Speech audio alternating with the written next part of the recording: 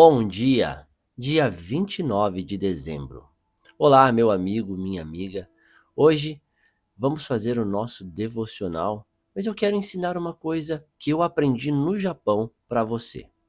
Olha só, hoje é dia 29 de dezembro e aqui no Japão, todo ano no dia 29 de dezembro, é muito comum todas as empresas, todas as casas, as famílias, eles fazem uma coisa chamada Osoji. O que é Osoji? Osoji significa grande limpeza, ao pé da letra. Em português, nós traduziríamos isso como faxina. É uma hora de você fazer uma grande limpeza, fazer uma faxina na sua casa. A gente faz isso nas fábricas, nos escritórios, em todos os ambientes. Faz isso em casa, em todo local. No carro, deixa tudo limpinho para no dia 30, dia 31 descansar e aí fazer uma boa passagem de ano. Então, geralmente, essa limpeza ela acontece no dia 29 de dezembro. Tá? Isso é uma cultura que eles têm já há muitos anos. E uma coisa que eu aprendi com eles é que na hora da limpeza é muito importante que a gente faça uma coisa chamada 5S. Esse 5S, na maioria das empresas do Brasil hoje em dia, já é muito falado. O que significa 5S para eles? O primeiro S é você descartar as coisas que não são necessárias mais. É você simplesmente separar coisas. Tem coisas que são necessárias para a sua vida, tem coisas que não são necessárias para a sua vida. Só que o que eu quero explicar para você hoje não é para você fazer uma limpeza na sua casa, no seu trabalho e no seu ambiente somente. É para você fazer uma limpeza na sua mente e no seu coração. Então hoje, no devocional de hoje, eu gostaria de trazer essa tradição japonesa de fazer esse 5S. Qualquer dia eu falo um pouco mais sobre 5S para não ficar muito comprido o vídeo de hoje, tá? O primeiro S é de você separar as coisas, descartar as coisas que não são mais necessárias na sua vida. E existem pensamentos e sentimentos que não são mais necessários na nossa vida, que a gente pode deixar para trás. De repente, um sentimento que está aí te incomodando, um pensamento que está te incomodando, hoje está na hora de você tirar isso da sua mente, tirar isso do seu coração, para você poder fazer uma mudança de ano mais pura, mais limpa, sem carregar coisas pesadas do passado. Tá legal? Então vamos lá. Hoje, durante a nossa respiração, a gente vai fazer isso, ok? Na nossa remeditação, nos nossos pensamentos, nós vamos limpar esses pensamentos e vamos pedir a ajuda do Pai para fazer isso aí, tá bom? Então vamos nos preparar. Respira profundamente e solta o ar. Inspira, expira. Agora, pense em 3 coisas pelas quais você é grato. 3 coisas pelas quais você gostaria de agradecer a Deus. Pai, sou muito feliz e grato agora que. Peça para Ele e agradeça a Ele. Agradeça a Ele pelas coisas que você mais é grato, pelas coisas que você tem, pela pessoa que você se tornou, pelo ano que está quase acabando. Pode agradecer por qualquer coisa. Expresse a Deus a sua gratidão e encha o seu coração de gratidão. Logo em seguida, mentalize aquela energia que vive dentro de você, a energia que Deus colocou dentro de você. Essa energia, ela se expande como uma luz que vem brilhando diretamente do seu peito e ela vem aquecendo o seu corpo, vem brilhando cada vez mais de dentro para fora, iluminando o seu corpo todo, brilhando, iluminando o seu ambiente, a casa onde você está. E quanto mais você tentar aumentar essa luz, mais forte ela fica. Em seguida, uma luz que vem do céu se conecta a você. É a luz de Deus. Hoje, vamos deixar a luz de Deus limpar pensamentos do passado. Vamos deixar a luz de Deus entrar em nossa mente, entrar em nossa alma, entrar em nosso espírito, em nosso corpo físico e retirar tudo aquilo que a gente não precisa mais. Descartar tudo aquilo que a gente não deveria estar carregando. Tirar aquele fardo dos nossos ombros e limpar a nossa vida. Essa energia vem limpando tudo. Tudo se dissipa diante dela. Nada tem força diante dela, porque é a luz de Deus, porque é a luz do divino, é a luz do Pai, é a luz do Criador do universo. Ele criou tudo. Ele tem poder para fazer e desfazer tudo aquilo que Ele quiser. Então entreguemos nosso corpo, alma, mente, coração, tudo a Ele. Deixa limpo. Pai, por favor, limpe a nossa mente, nosso corpo, nossa alma. Agora, entregamos nossos pedidos a Deus. Pai, hoje, gostaria que o Senhor me ajudasse em tal área da minha vida. Entregue seus pedidos para Ele. Entregue seus pedidos sinceros. Seja humilde, agora com gratidão no seu coração, com humildade, peça a Deus aquilo que você deseja e não coloque limitações. Não existem limitações para o que Deus pode fazer na sua vida. Deus pode tudo aquilo que quiser. Deus, Ele é o Deus que consegue mover montanhas, abrir os mares, fazer milagres, tirar água da pedra, fazer chover pães do céu. Então, peça aquilo que você desejar. Ainda dá tempo de cumprir as promessas de Deus Pai na sua vida este ano. Então entregue a Ele os seus pedidos. Enquanto isso, faremos uma oração. Senhor, fazei de mim um instrumento de vossa paz. Onde houver ódio, que eu leve o amor. Onde houver ofensa, que eu leve o perdão. Onde houver discórdia, que eu leve a união. Onde houver dúvidas, que eu leve a fé. Onde houver erro, que eu leve a verdade. Onde houver desespero, que eu leve a esperança. Onde houver tristeza, que eu leve a alegria. Onde houver trevas, que eu leve a luz. Ó Mestre, fazei que eu procure mais consolar que ser consolado, compreender que ser compreendido, amar que ser amado, pois é dando que se recebe, é perdoando que se é perdoado, e é morrendo que se vive para a vida eterna. Pai, em nome de todas as pessoas que aqui estão fazendo esse devocional junto comigo no dia de hoje, eu peço que o Senhor nos dê sua paz, sua infinita paz. E agora, vamos para a nossa leitura. Pedro, chamando-o à parte, começou a repreendê-lo, dizendo: Nunca, Senhor, isso nunca te acontecerá. Mateus, capítulo 16, versículo 22. No texto que lemos, Jesus estava explicando aos discípulos que haveria de sofrer, morrer e ressuscitar ao terceiro dia. Pedro, contudo, chama em particular e repreende o próprio Jesus, dizendo que isso não deveria acontecer.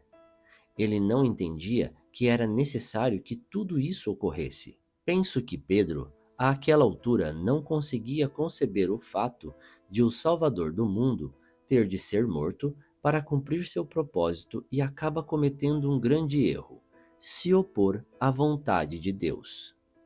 Muitas vezes passamos por circunstâncias em que pensamos: isso jamais acontecerá, ou é impossível.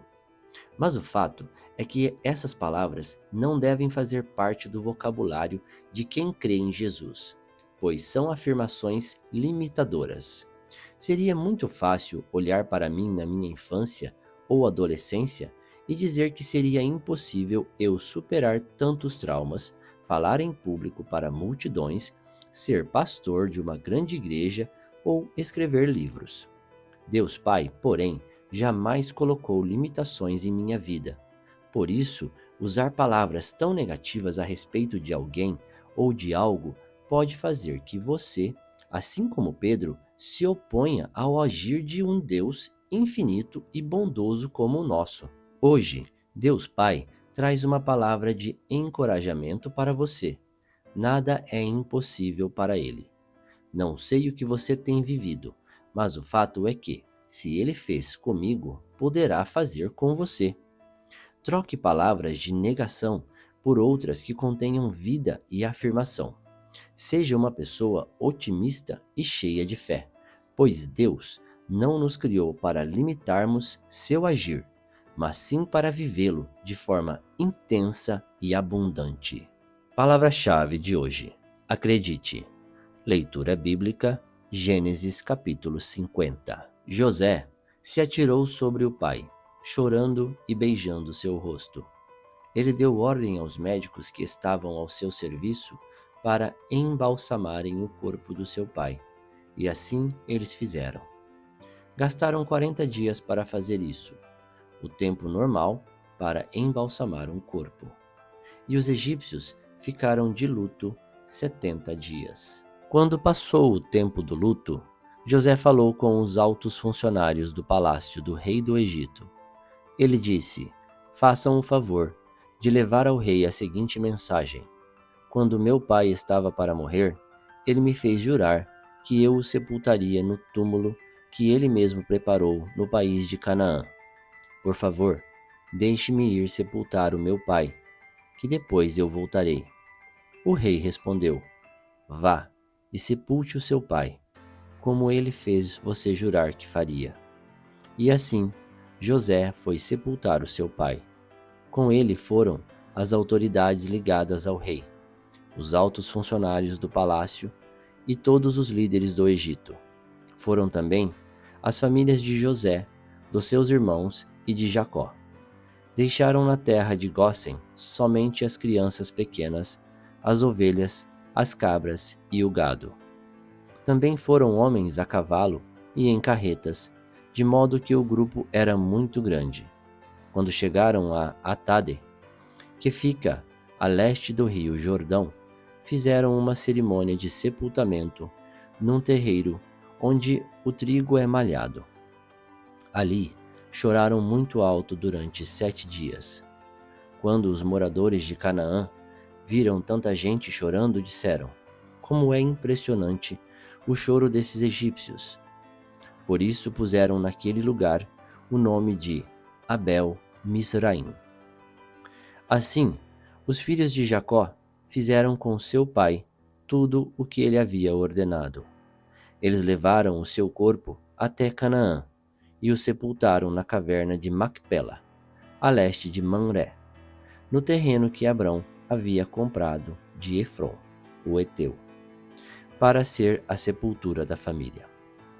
Depois do sepultamento, José voltou para o Egito com os irmãos e com todos os que haviam acompanhado. Depois da morte do pai, os irmãos de José disseram: talvez José tenha ódio de nós e vá se vingar de todo o mal que lhe fizemos. Então mandaram dizer a José: antes que o seu pai morresse, ele mandou que pedíssemos a você o seguinte: por favor, perdoe a maldade e o pecado dos seus irmãos que o maltrataram. Portanto, pedimos que perdoe a nossa maldade, pois somos servos do Deus do seu pai. Quando recebeu essa mensagem, José chorou. Depois, os próprios irmãos vieram, se curvaram diante dele e disseram: aqui estamos, somos seus criados. Mas José respondeu: não tenham medo, eu não posso me colocar no lugar de Deus. É verdade que vocês planejaram aquela maldade contra mim, mas Deus mudou o mal em bem, para fazer o que hoje estamos vendo, isto é, salvar a vida de muita gente. Não tenham medo, eu cuidarei de vocês e dos seus filhos.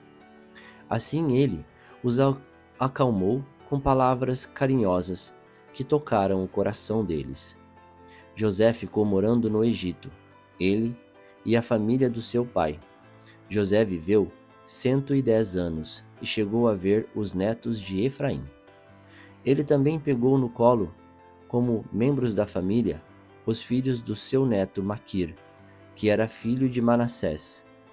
Certo dia, José disse aos irmãos: Eu vou morrer logo, mas estou certo de que Deus virá ajudá-los e os levará deste país para a terra que ele jurou dar a Abraão, a Isaque e a Jacó. Então José pediu à sua gente que fizessem um juramento.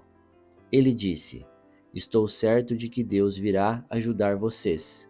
Quando isso acontecer, levem o meu corpo com vocês. José morreu com 110 anos.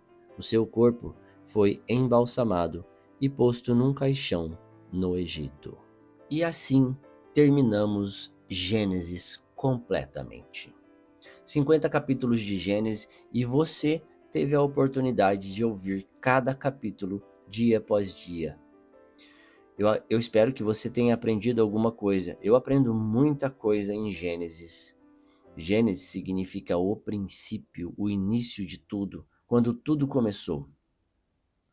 E aqui em José, quando Gênesis termina em José, eu pego um recado que quem escreveu a Bíblia deixou pra gente, que Deus deixou pra gente através da palavra dele, que é aprender que existem desígnios maiores do que aqueles que a gente acredita que existem.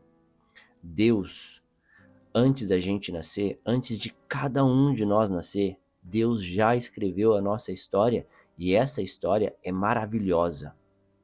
Ela não é uma história com limitações. Nós colocamos essas limitações. Pegando a deixa com o livro do Café com Deus Pai, de não colocar limitações naquilo que Deus tem para nós. Não coloque limitações naquilo que Deus tem para você em sua vida. Deus tem grandes coisas para a sua vida.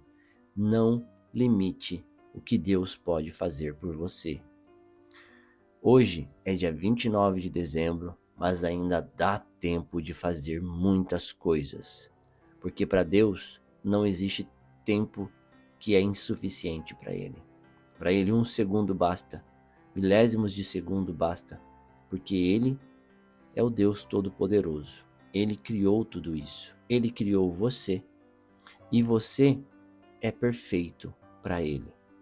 Então, se você está me escutando hoje, esse é o recado de Deus para você. Você é perfeito do jeito que é. Você não precisa limitar-se ao que os outros pensam sobre você. Você não precisa limitar-se ao que você mesmo pensa sobre você. Porque o que Deus pensa sobre você é muito maior. Você é maravilhoso. Você foi concebido por Ele. Antes mesmo de entrar no útero da sua mãe, Deus já tinha o criado. Muito obrigado, tenha um ótimo dia e que Deus o abençoe.